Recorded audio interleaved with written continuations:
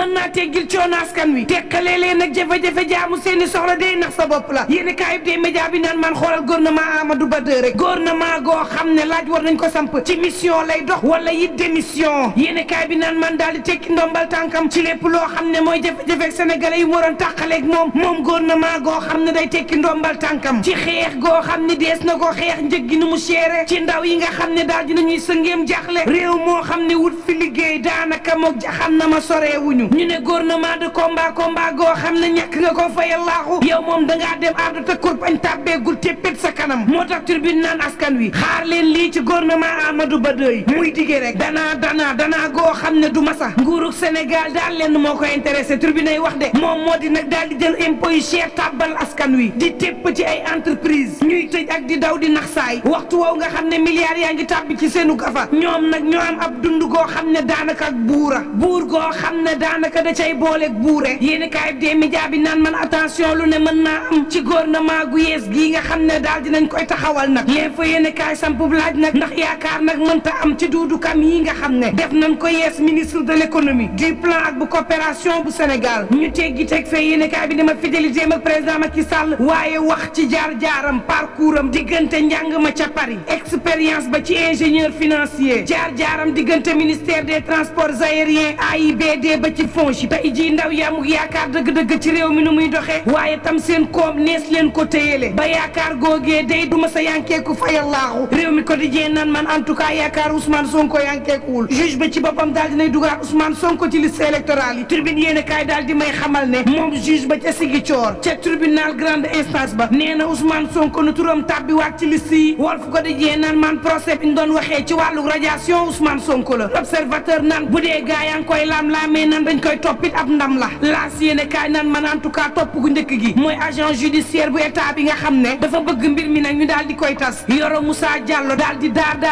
ñaabar dem ci cour d'appel bu Ziguinchor fas yéene nag juge bi nga xam ne moom moo àtte Ousmane Sonko ñu déjjiti ko moom juge Sabassi Faye ne la daloon Hippolyte du matal mu riigu àtte laay def Vox Populi naan man juge ba àtte na ko xam le ni Ousmane Sonko ci boppam mën a doon candidat fukki waxtu ak benn la audience ba daal di am lee avocat Ousmane Sonko yi di ko rafetlu lee fa naan man maître Khoureychi Ba day ma ngay xam le ni ndam lii ndamuk Ousmane Sonko la juge bi nee na mën naa bokk ci élection yi jéem nañu pexe bu ne ngir baare Ousmane Sonko waaye tey jii daje nañu ak juge boo xam ne daal am na fit wax la nga xam ne moom mooy yoon te juge Sabassi ci boppam dugg na ci taarix ba faw maître Clédor li ne jaaxle daal la ñu def ndike yoo am nay magistrat yoo xam ne am nañ fit te Sénégal war na leen tiitaroo te daar Ousmane Sonko dina dem wuti parrainage ngir fas yéene nag soobu ci élection yi Vox Populi naan man tee gaawtu bañ a am ndax agent judiciaire bu état bi ci boppam ma ngay xamle ni moom Ousmane Sonko juge ba ko atte moog El Hadji Sayer Faye 16e adjoint au maire bu Ziguinchor ay mag ak rakk lañu maître Abou Diali Kane ne déet foofu sori na sax ndax nag dogal gi mënoon naa bañ a am Ousmane Sonko délai biñ ko mayoon ngir mu defu recours da koo weesu maître Adama Fall ne juge bi ci boppam balaa ñu ko doon wax boppam moo waroon bàyyi le témoin yéene kay nan man en tout cas juge Sabassi moom daal dinay bindaat Ousmane Sonko fa yàllaaxu turam ci liste électorale yi daal di jël mbéjteel nag teg ci kanamu nguurug Sénégal jël ab dogal boo xam ne taarix dee su ko fàtte defaraat jikkoy yoon wi nga xam ne gaa yaa ngi ko doon salfaañe waxtu woowu ay ñoñam nekkun ci jàmm nekkun ci salaam libération nan man Hawa Thiam genn jege ñaala Ousmane Sonko téye nañ ko ni ki démb nag Ndeye Fatou Fall Fall Fleur ñu ko doon àtte Ndeye Fatou ne man patriote laa ndax dama bëgg samam réew